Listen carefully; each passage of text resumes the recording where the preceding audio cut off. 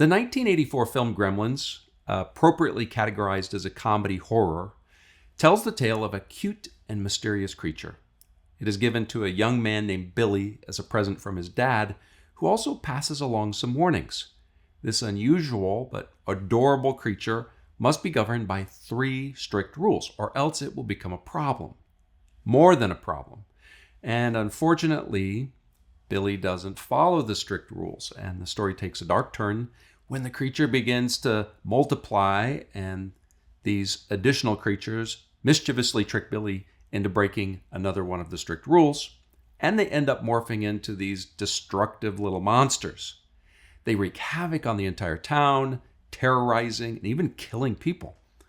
Like the story of Gremlins, many parents today gift their children with a seemingly cute and mysterious pet called the smartphone. There should be some rules governing this creature, but they're usually not known. And if they are known, they're usually not followed. The initial enthusiasm of the smartphone often wears off when problems start to arise. Like the story of Gremlins, they start out seemingly innocent, but can quickly morph into monsters that threaten to devour your child. Can the smartphone be tamed? You can test this by taking your smartphone and putting it in the center of a table, then leave it there for 24 hours and check on it the next day to see if it's gotten into any trouble. Nothing will have changed. That wouldn't be the case if you tried the same experiment with 5 kittens or just 2 puppies or 1 toddler, because none of those are tame. Bring a wild tiger into your home and let it loose. What is going to happen? You can see the smartphone is mostly tamed. If you mute the volume, you turn off notifications, put it down and ignore it, it does nothing. There's a more important question we need to ask. Can we be tamed?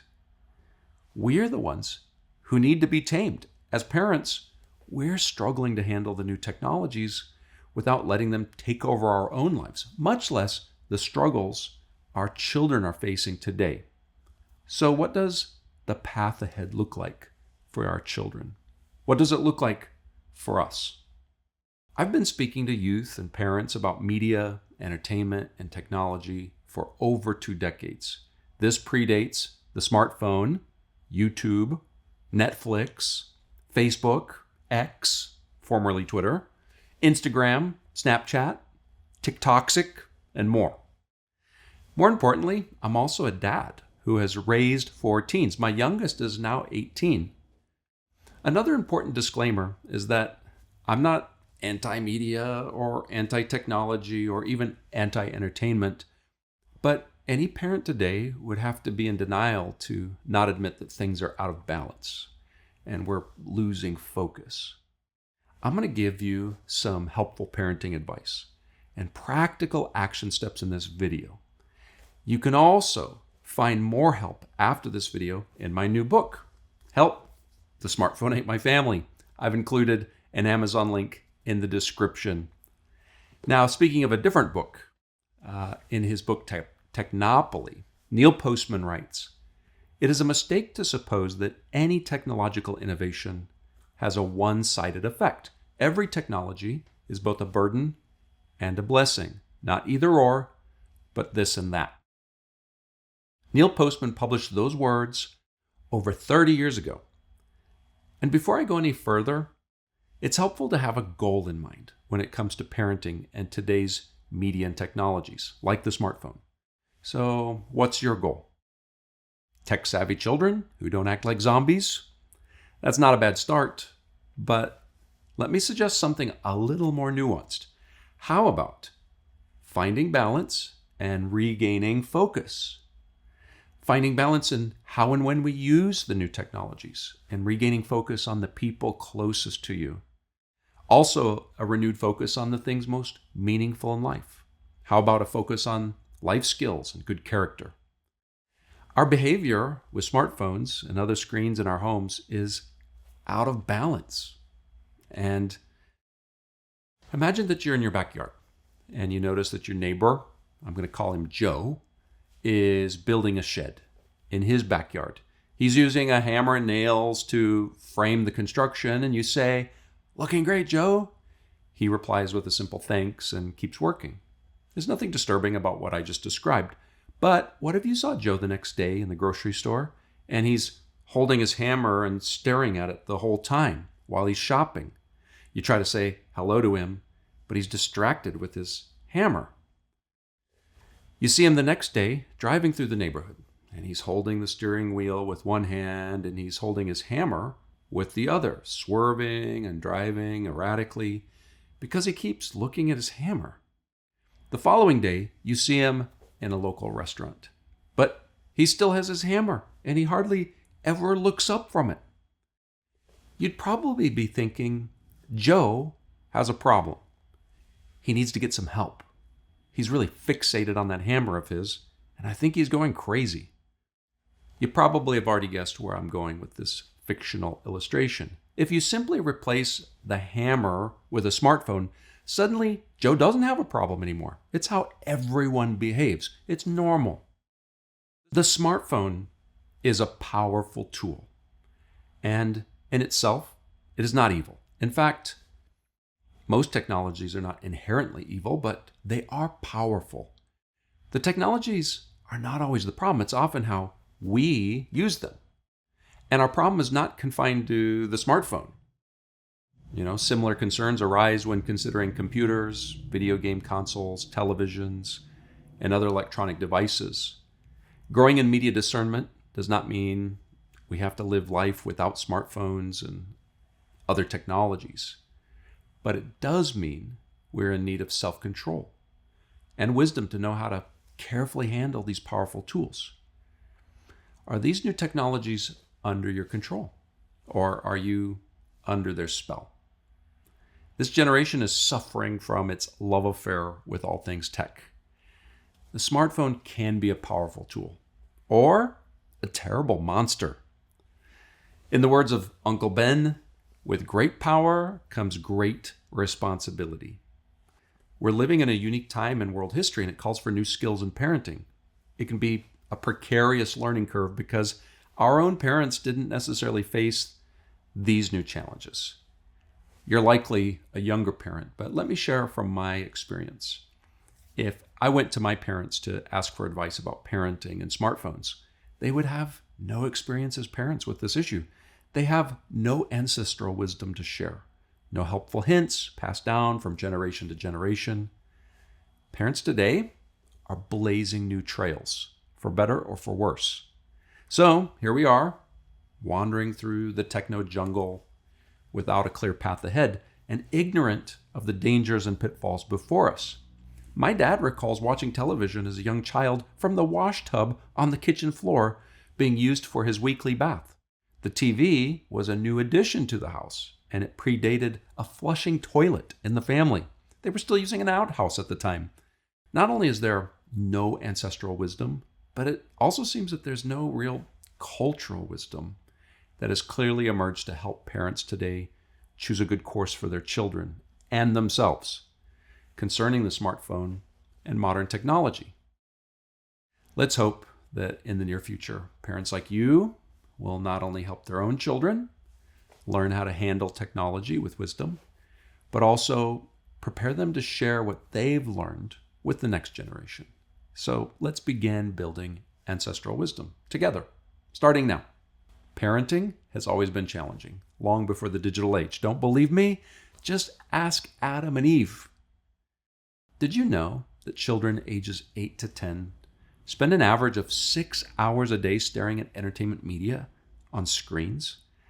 This doesn't include screen time for school or homework. This research, published by the Center for Disease Control, also reported that children ages 11 to 14 spend a whopping 9 hours per day on average in front of screens. Teens aged 15 to 18 spend around 7.5 hours a day watching entertainment media on screens. These new habits are forming the culture of this generation.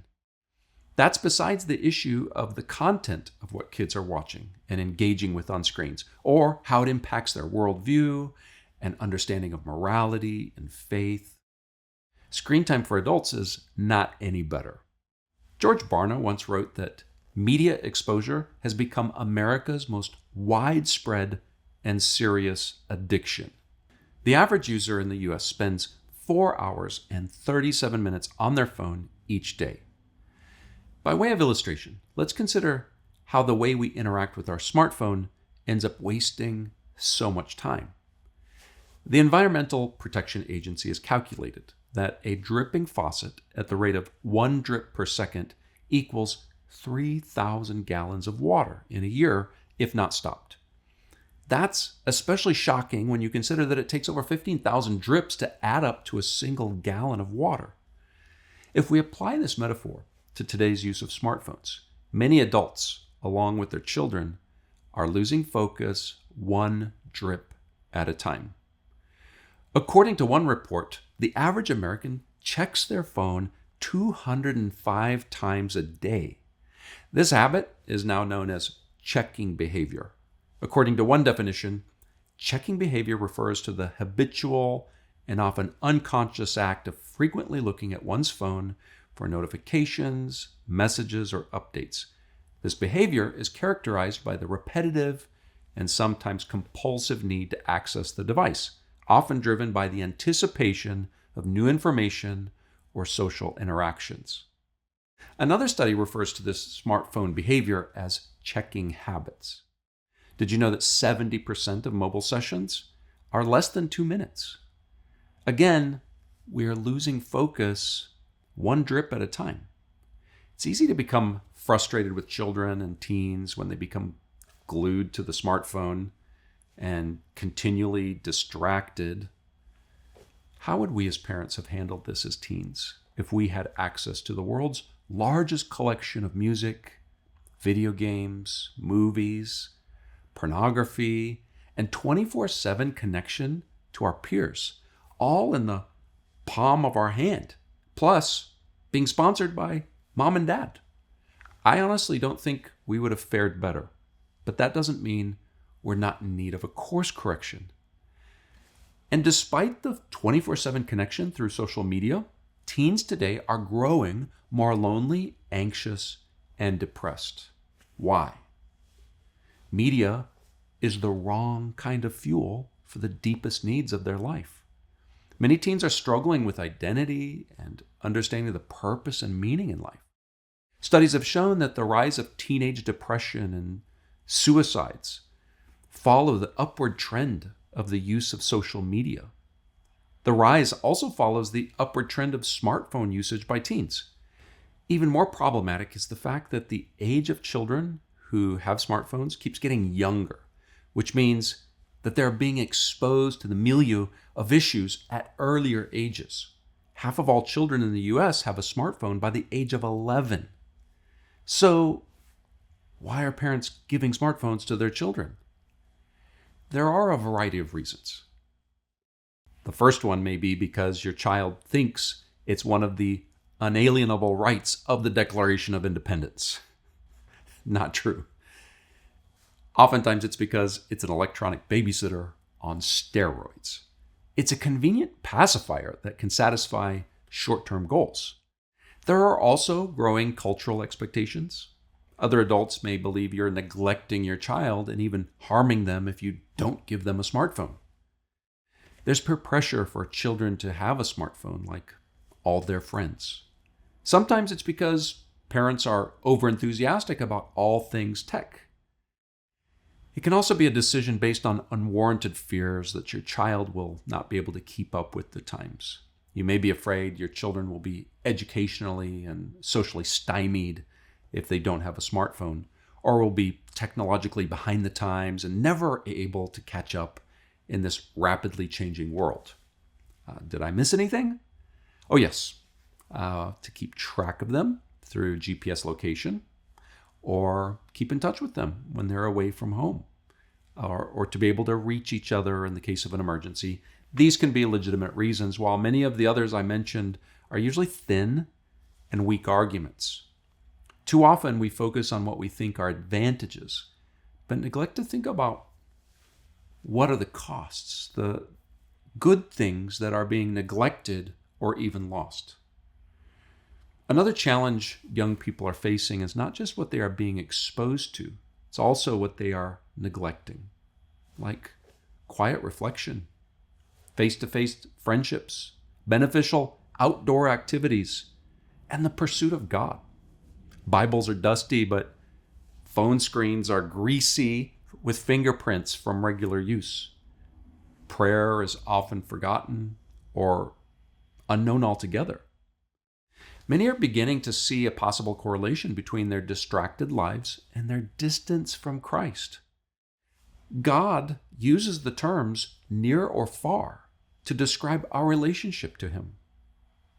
So, are you convinced yet that there's a need for helpful action steps and hopeful solutions for the growing problems? Well, over the years, as I have interacted with parents, I have yet to experience a conversation where parents tell me how wonderful life has become now that they've given their child a smartphone. I'm not saying it hasn't happened. I'm just saying I haven't encountered this scenario. Most conversations about the subject are parents asking for help because the smartphone has morphed into a devious little monster, or more accurately, their child is changing because of the smartphone. Here's a parenting tip I've learned from experience. It's easier to keep a door closed for a longer period of time than it is to shut the door once you've opened it. I want to share some descriptions of various approaches that I have tried with each of my kids. These are intended as descriptions that may help, not prescriptions for what you should do. And each experiment had pros and cons. Experiment number 1, no phone. My oldest daughter didn't get a phone until she was 18. Now, was she okay with that? Not really. But once she got a phone, she was more mature and appreciative of the responsibility. She's now a mom with 3 children of her own, and I don't think she regrets being kept from the smartphone experience during her teen years.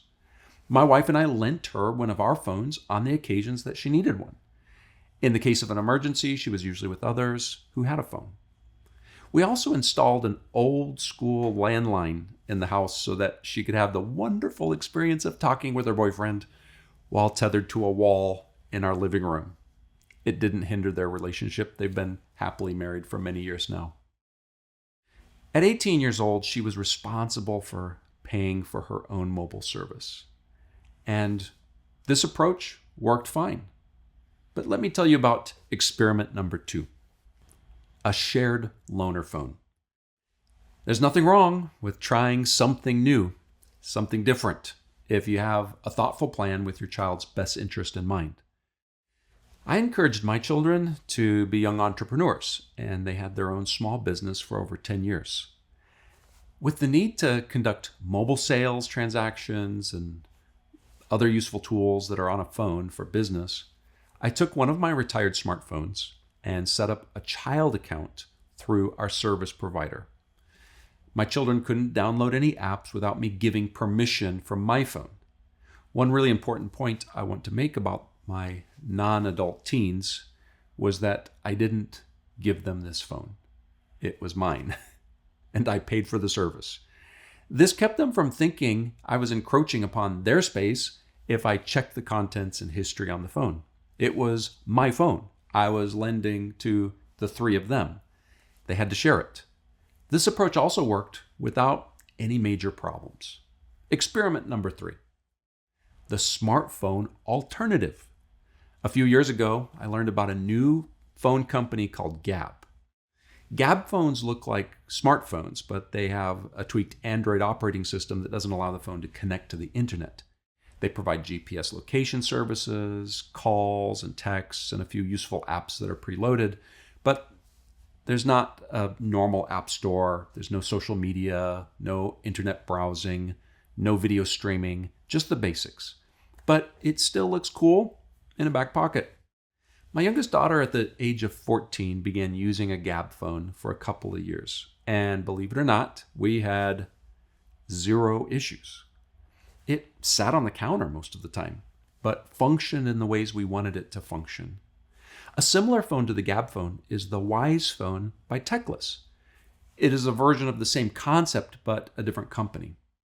And though I don't have personal experience with this phone, I've heard great things about it. I've got friends that use it. There's a phone that's even more limited called a light phone. It has a colorless screen similar to a Kindle. It's small, but you can call or text, and it has some other utility functions, but no camera, which might be helpful. I know several adults who have switched to a light phone to simplify their lives and guard their eyes from tempting content easily found on smartphones. I do have some affiliate links to Gab phones and the Wise phone in the description, so if that is helpful to you, a small portion of any purchase will support my nonprofit Media Talk 101. Experiment number 4, the smartphone. True story. My youngest daughter, at the age of 16, approached me with a 2-page document that meticulously bullet pointed a litany of reasons why she wanted me to consider allowing her to have a full-blown smartphone. Most of these reasons had to do with her small business ventures. She also detailed the guardrails she would agree to follow to have the privilege, not the right, to own a smartphone. It was an impressive document. There was only one thing I scratched off her list and one thing I added. She also agreed to purchase the phone and pay for the monthly service, but I retained full rights to check the phone at any time or confiscate it if we encountered any major problems. She's 18 now, and so far so good. No major problems. I would suggest you consider no phones for young children and tweens. They simply don't need one. Yes, the culture around you will think you're weird and retrograde, but just tell your children you love them more than other parents do. And you're not trying to make their life harder, but better. The best is not usually the easiest route forward. Make sure their lives are filled with real life community and activities. And this is not easy, but it's better. In the early teens, if there's a need to keep track and stay in contact with your child, then consider Gab or, Techless, the Wise phone by Techless, or one of the other alternatives. As they get older, you can consider some of the other ideas I've shared. But the bottom line is that the smartphone can't fill the deepest needs of your child's life. So don't abdicate your critical role in these formative years of your children's lives. If you open the door to a smartphone in your teen's life, consider establishing it as a loaner phone that doesn't belong to them. Have them agree to the rules ahead of time and lay out the consequences beforehand if those rules are broken. It helps to get all this in writing, and you can even get your teen to sign it. A smartphone is a powerful tool, not a toy. I've also approached the subject of the internet and smartphones like learning to drive a car and get a license. You want your children to grow up and become responsible adults that not only have a license to drive, but are collision-free drivers. To get to that milestone takes education, training, and practice. Your teen has to take a test after studying the rules of the road in order to get a permit to drive. But they're not allowed to drive alone until they get many hours of experience and training behind the wheel with dad and mom or a professional instructor. We live in a world now dominated by on-the-go technology in our pockets, and they need to learn how to use it wisely and safely. See, most parents I know don't just hand the keys of their car over to their 8-year-old or 13-year-old. Why? It's not the right time in their lives for such responsibility. So why give them a smartphone? Why give a smartphone to a preteen? Why give them to an early teen without providing testing and training and guidelines? We need a parental paradigm shift. Our children need brave parents to be trailblazers, to set a better trajectory for them, because the current trajectory is not working and things are getting worse. We have welcomed something we thought was cute, but now has morphed into gremlins in our homes. And many times they're devouring the family. So don't forget to check out the link to my new book in the description below, and be sure to like and subscribe if you found this content helpful. I started by asking about your parenting goals and in regard to technology. And I suggested finding balance and regaining focus. Let's not forget the importance of a focus on Christ. Hebrews 12, 1 and 2 says, "Let us lay aside every weight and the sin which so easily ensnares us, and let us run with endurance the race that is set before us, looking unto Jesus, the author and finisher of our faith."